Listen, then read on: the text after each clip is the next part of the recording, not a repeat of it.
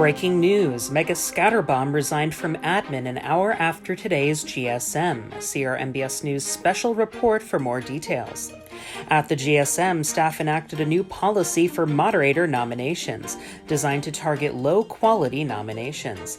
As for the nominations themselves, none of the 4 candidates considered today were approved, but one of them was just a single vote away. Frumple will now announce mod nomination vetoes if a player to be vetoed asks him, a watered-down version of his previous proposal to preemptively announce vetoed players.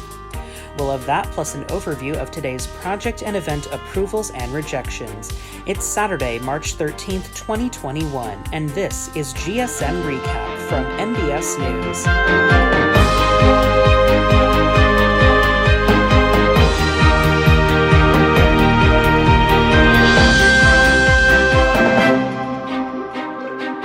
Good day, I'm Kitty Catwoman 231 from MBS News. We'll get to the decisions from the GSM in a minute, but the major news of the day came after the GSM, when Mega Scatterbomb released a statement announcing his resignation as an admin.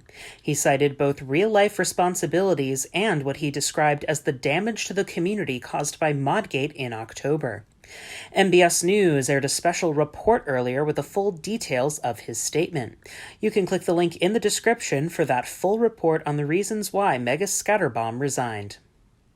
Going into the GSM news, there's a new policy in place on moderator nominations, designed to target low-quality nominations.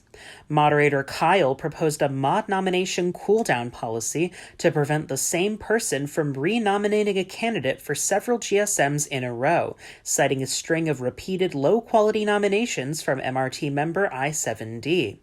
But the staff went in a different direction from Kyle's proposal, adopting a policy more in line with a counter-proposal sent by Skelly Zumperman.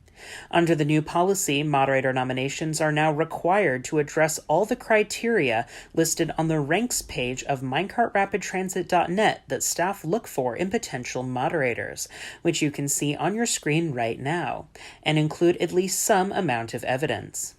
Nominations that do not meet this criteria will be rejected, but will still be made public for members to see. Staff will also be speaking privately with I7D about the quality of his nomination specifically.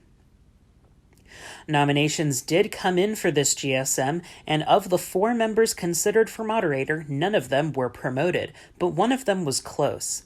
Wipeout 111, Cody HM, Painted Blue, and Weir were all considered today, and the one closest to promotion was Wipeout, who received 7 staff votes in favor of his promotion, 5 neutral votes, and 0 against.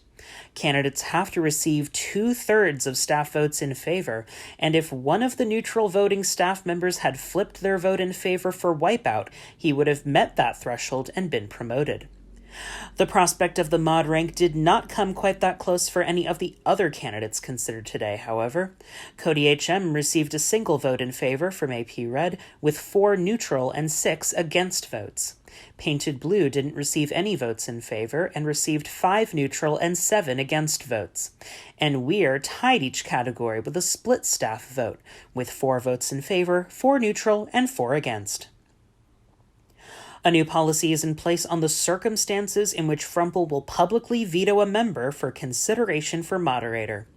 Originally, Frumple proposed allowing himself to preemptively veto members for mod, instead of waiting until they are nominated for moderator, citing a desire to avoid members wasting their time on nominations for members who would just be vetoed. However, in response to member feedback, Frumple instead modified his proposal into the form that was passed at the GSM.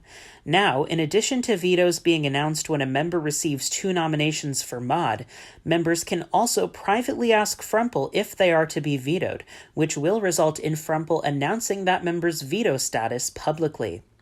Members who do not ask Frumple and are not nominated for mod will not have any veto announced publicly. Those are all the important decisions made at today's relatively short general staff meeting. As we end our broadcast, we present an overview of the approvals and rejections of the project and event proposals considered at today's GSM. You can always play back our full GSM live broadcast right here on our channel. From MBS News in Central City, I'm Kitty Catwoman 231, and have a great day.